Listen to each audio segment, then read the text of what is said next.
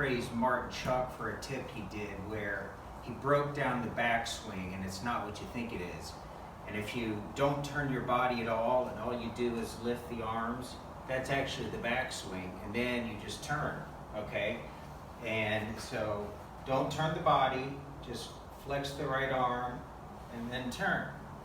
And it's a great way of simplifying things. So most people get all screwed up and stressed, and oh my God, my hands are in the wrong plane and my wrists aren't working right. You know, you can make the backswing so complicated. And if you don't get in the right position at the top, if your elbow's too far behind, your hands are all up, you're not going to be able to come down, and then you're doomed, okay? So a great, and I was recently today making too many changes, and I realized, uh-oh, I forgot how to swing. So I hit the reset button and just said, okay, this way, turn, and then when you come down, okay, so flex the right elbow, turn, unflex the elbow, and you get a perfect swing. and it's just a great way to declutter your mind, you know, when you're getting too confused, you got too many ideas in your head.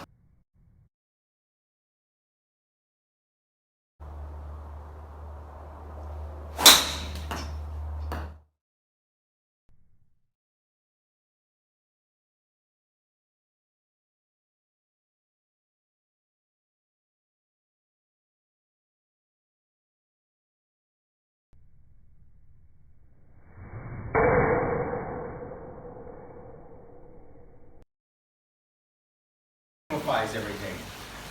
Now, there's some subtleties to it. So here's some things you might not do right, because I'm learning myself, okay?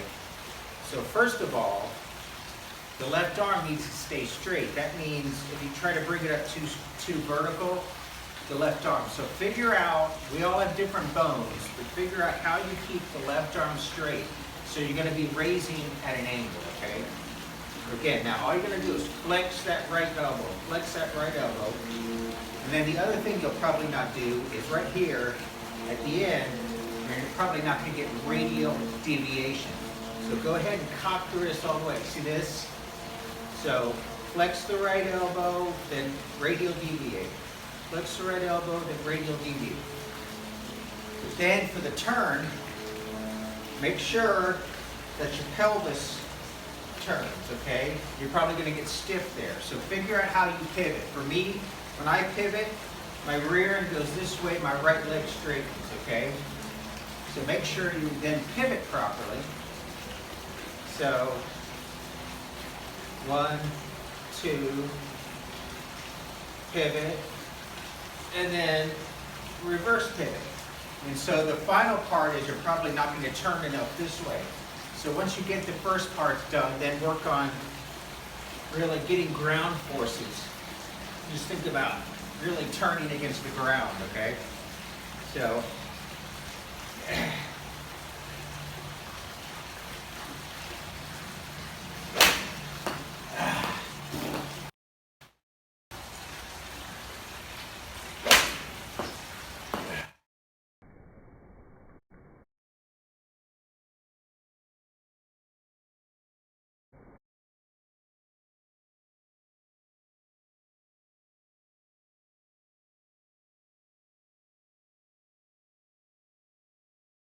the final part that takes practice and athleticism is throwing the club, okay?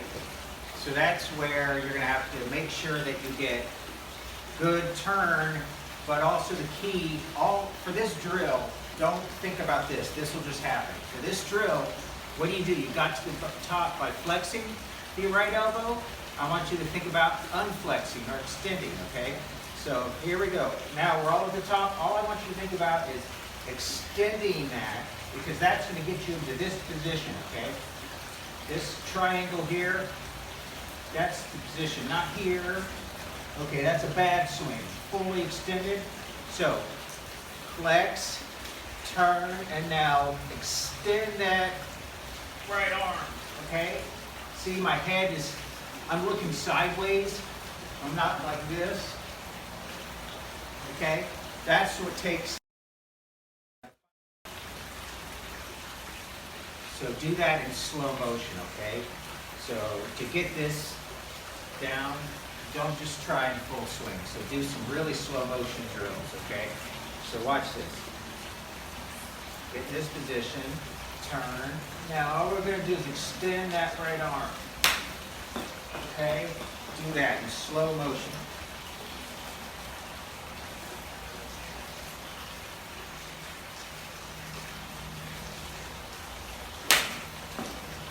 Okay? Another one.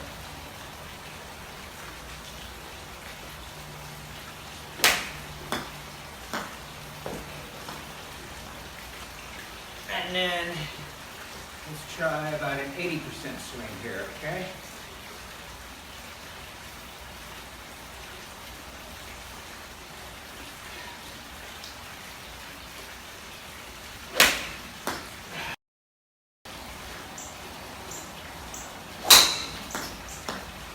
Okay, that was slow motion. The driver is like the big lie detector, because you've got flaws in your form, it's going to show up. So here's 80%.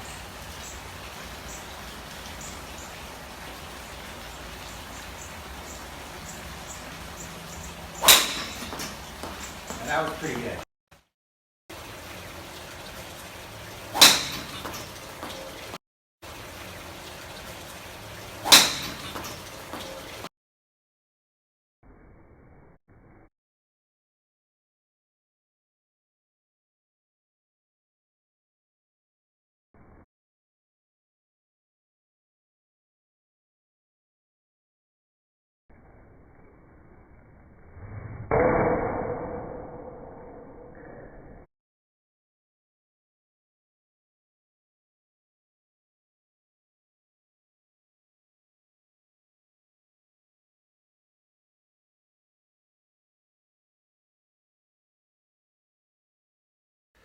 All right, so that's a good way to spend 30 minutes or an hour. Just do that. That's a really good hour lesson, you know. Just be disciplined.